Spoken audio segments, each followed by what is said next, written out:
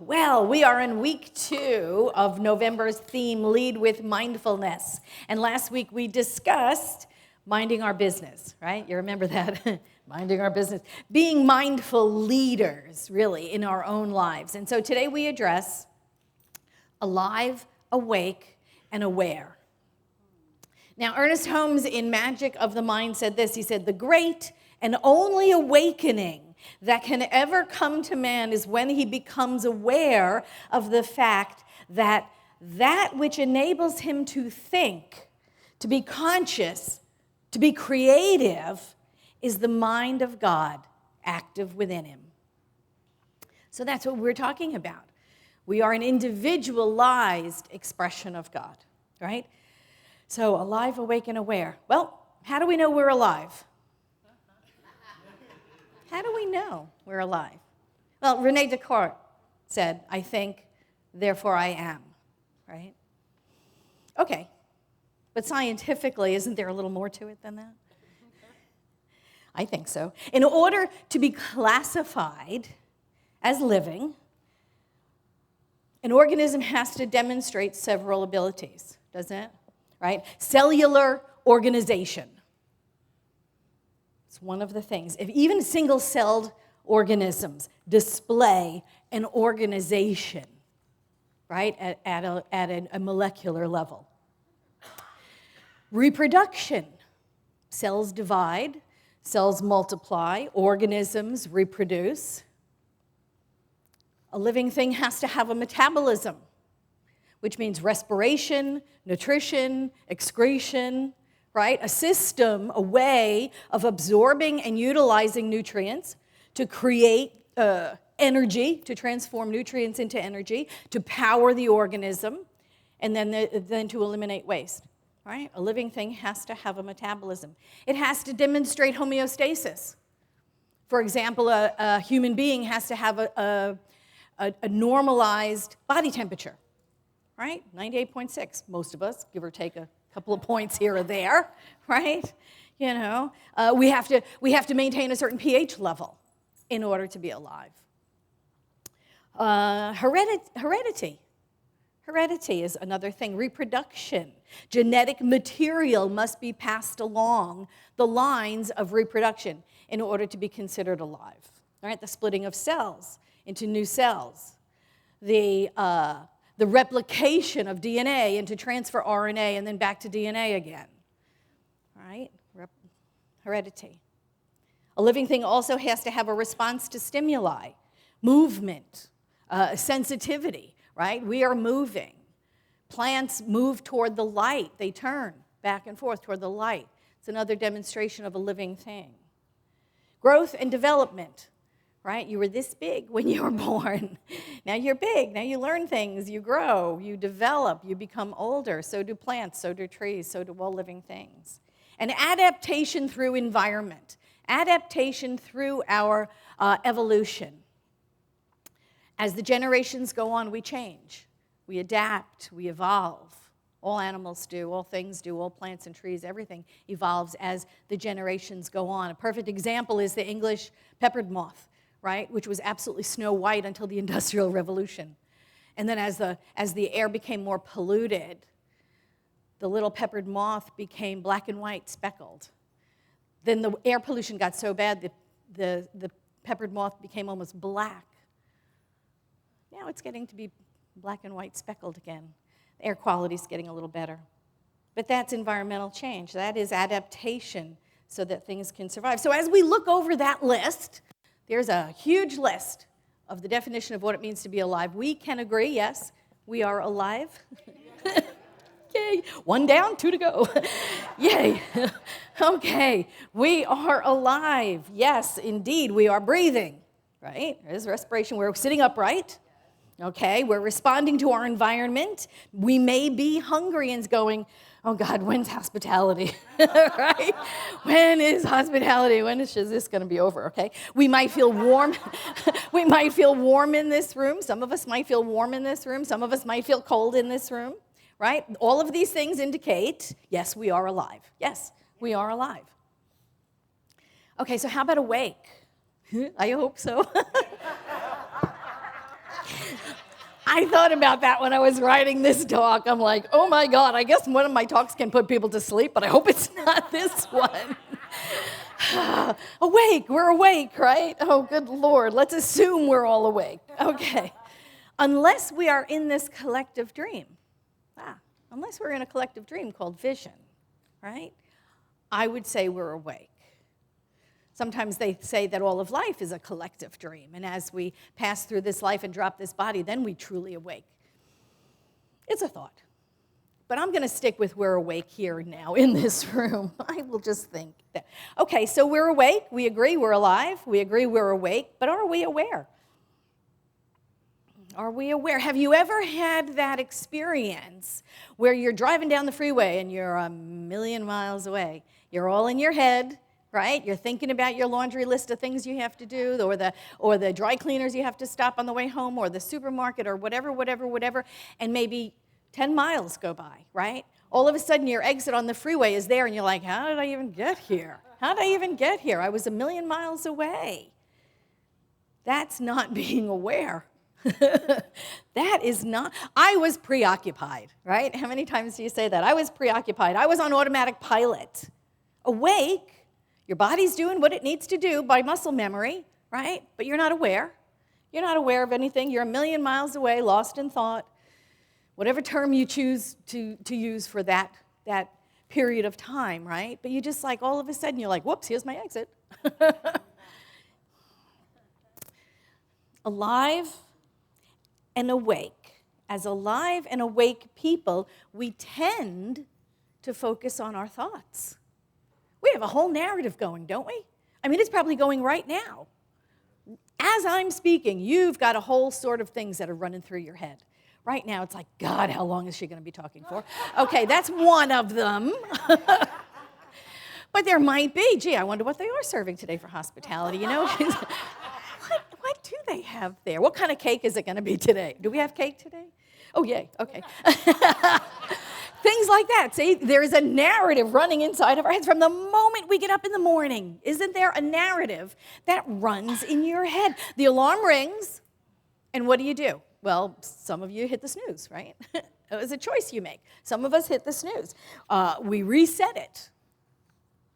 From that moment, that narrative is running through our heads. And it seems like we're all thought, doesn't it?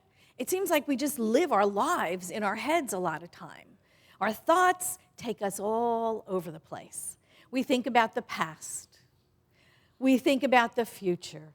Things that we fear might happen. Those things in the past that we regretted happening or we were happy about happening. If we had it to do all over again, what we would have said to that person or what, we should have done differently. We think about what we're going to wear that day. We think about what errands we need to do. We think about what's waiting for us on our desk at work. We think and think, right? Doesn't that narrative just keeps running through your head? And then we start experiencing emotions based on the thoughts we're thinking, don't we? We can just get ourselves all up in a lather, We can think things that get us upset. We can think things that get us worried. We can think things that get us anxious or afraid. Things that haven't even happened, right?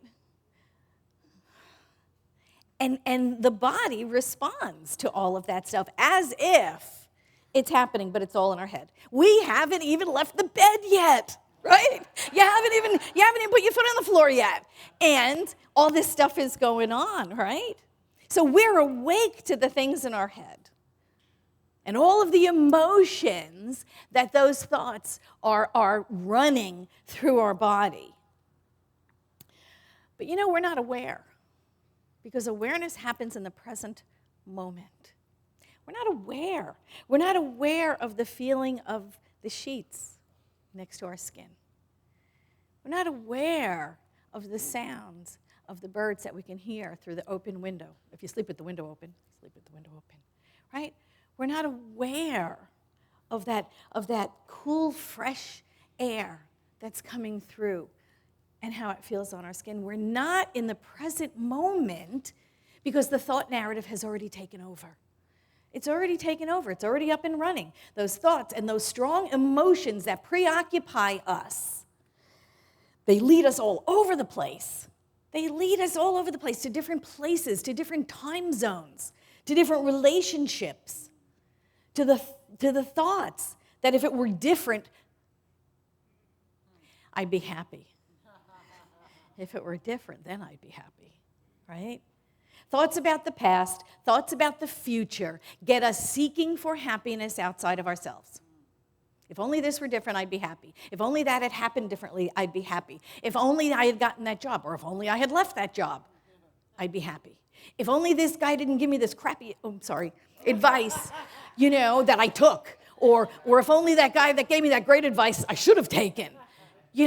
All of these things run our lives. They keep running through us. And they keep us seeking for happiness outside of ourselves. If I had only done this, if I had only not done this. Ernest Holmes said this. He said, the awakening is a process of evolution, a little here and a little there, until the whole eye is opened. And we see that life is neither separate from God nor different from God. Life is God. And good is the only power there is or can ever be. Right? Is or can ever be. That shift, that is awareness. That's awareness. Sometimes we call it the awakening, right? It is a shift in the focus of our lives, in the focus out of our thoughts and into present moment awareness, right? When we differentiate thinking from awareness, we discover we are not our thoughts. Isn't that lovely? We are not our thoughts. Or as Holmes said, our awareness of it, God, our awareness of it and its awareness of us are one and the same. Man's consciousness of himself is God's consciousness of man. As man's consciousness expands, he becomes more and more God conscious. We become the observer of our own thoughts, don't we? Do you ever do that? You know when you're in your higher self. You know it. Even in your highest moments or even in your most unskilled moments, you know when you are the observer of your own thoughts, when you are in your higher self and you're like losing your mind over some, job-related thing, and you just look at yourself and you're like, well, aren't I cute when I get all crazy like that, Just look at me spinning out of control. I'm just so adorable when I do that. Right? And you look upon yourself, you are the observer of your own thought, and you're thinking, I'm losing it here. And you're not changing it yet, But to be the observer of your own thoughts, it's like, oh my gosh, how wonderful is that? We are the observers of our own thoughts. And from that place, you know what we know? We know that happiness is an inside job. It only comes from within. We bring the happiness. We bring the joy. We bring whatever it is within us to wherever we find ourselves. We have to bring it. We realize those qualities of God, right? They're up there. Thank God. Yes, there they are. We bring those qualities of God. They are within us. We were born with them. That's part of who we are. All of those qualities of God. Remember when we said we're an individualized expression of spirit? That's it. We come complete with all of that, right? So it is within us to demonstrate, to believe, to embody, to let flow from us into whatever situation we find ourselves. Not to think that outside situation is going to somehow make us anything. It can't make us anything. We experience those qualities to the extent that we let them out of us. Being alive and awake and aware is to allow the higher self to do the seeing. We have to allow the higher self to do the seeing. We're always at choice. We are always at choice as to how we see things. There is a woman at Stanford, Carrie Leibowitz, she's a PhD student. She spent a couple of years ago, August of 2014 to June 2015 on a Fulbright scholarship, and she went to Tromsø, I hope I'm pronouncing that right, I don't know, Tromsø, Norway, northern Norway, so far north in northern Norway that from November to January, the sun never gets above the horizon. Right? Could you imagine?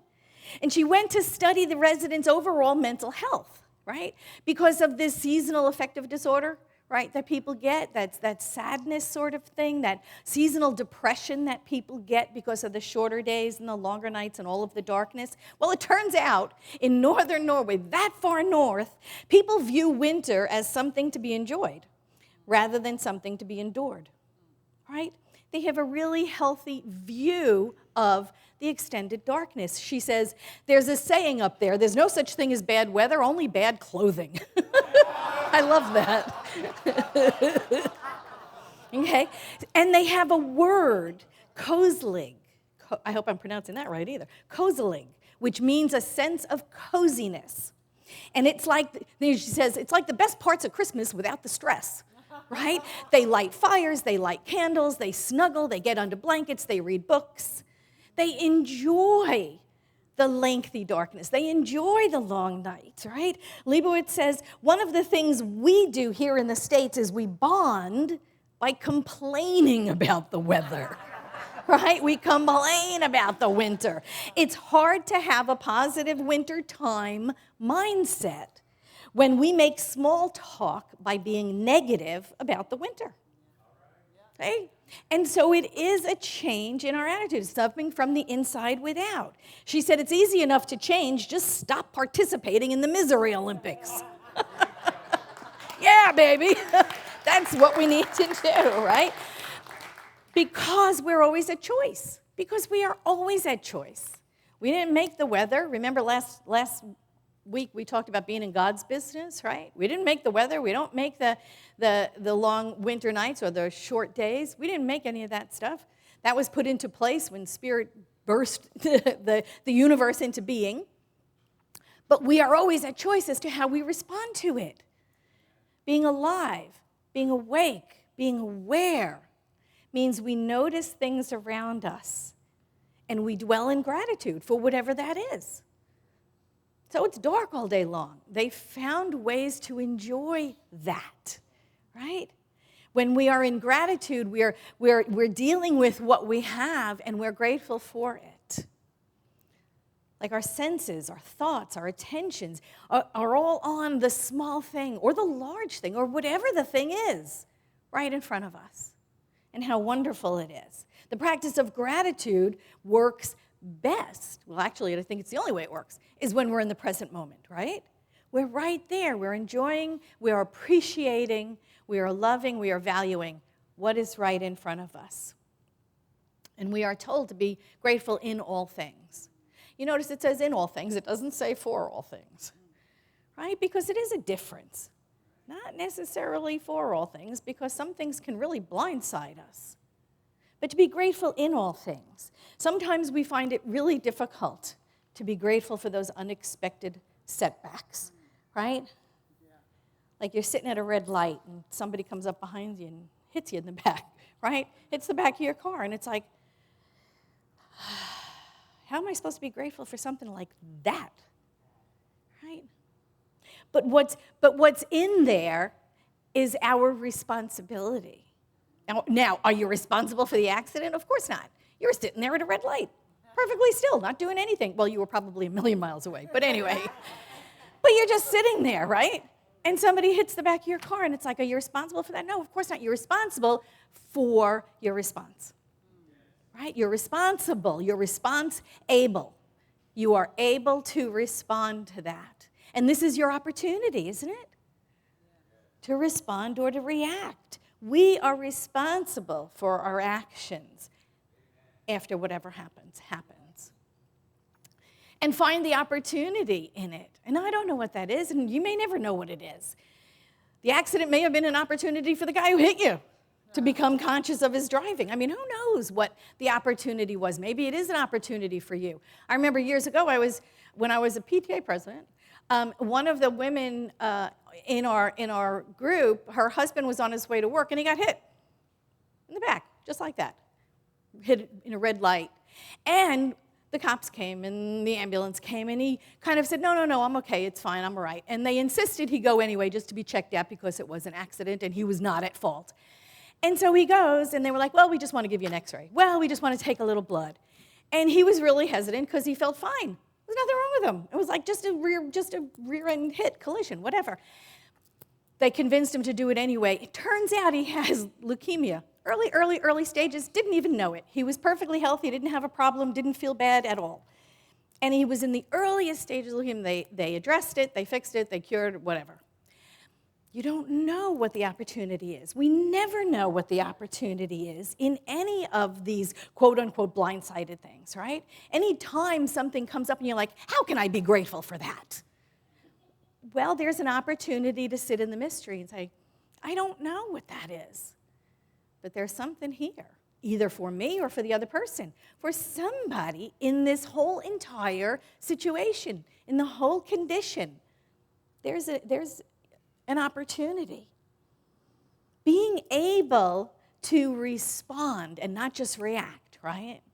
To be able to respond with anything that happens to us as an opportunity. You know what it does? It seizes upon our own inner wisdom. And we all have it. We all have that. We are all, remember, individualized expressions of God, individualized. That wisdom which is God's is within us. We call upon that when these kinds of things happen. In our awareness, we can call upon our own inner wisdom. And then they become your words of wisdom, right? Then you're not trying to be somebody else, or you're not trying to emulate somebody else. It's your own inner wisdom. It is your own inner mystic that you call upon. Your own wisdom, your own affirmations. Not Emerson's or Eddie's or anybody else's, but it's you. You are alive and awake and aware. And so you bring your Christ consciousness to everything you do. Washing the dishes, like Brother Lawrence always talked about, right? Just the act of washing the dishes is a holy, sacred act. When you bring your whole attention to it, when you bring all of yourself into that present moment. Everything we do is a meditation. Everything we do is a devotion. Everything we do is an awareness of the God around us, always. God is our good is our God, right? So everything around us is the good of God. When we look at it with our own awareness, when we look at it from our higher consciousness, from our Christ consciousness, from our inner mystic, from the highest sense of self that we are. The most authentic self you're going to be is when you allow the full expression of spirit to just flow through you into the world. Ernest Holmes said this. He said, the awakened oneself is to be healed, made prosperous, happy, and satisfied, to be made every whit whole, to be complete as we were intended to be. God is a God of the living and not of the dead. He sees and knows only perfection and completion, happiness and satisfaction. When we shall think of ourselves as God knows us, then complete salvation will come to us. That's our path. That is our path. Complete emancipation from any discord that we have created in our human minds. We are an individualized expression of the divine. We are alive, awake, and aware. Wear it well. Thank you.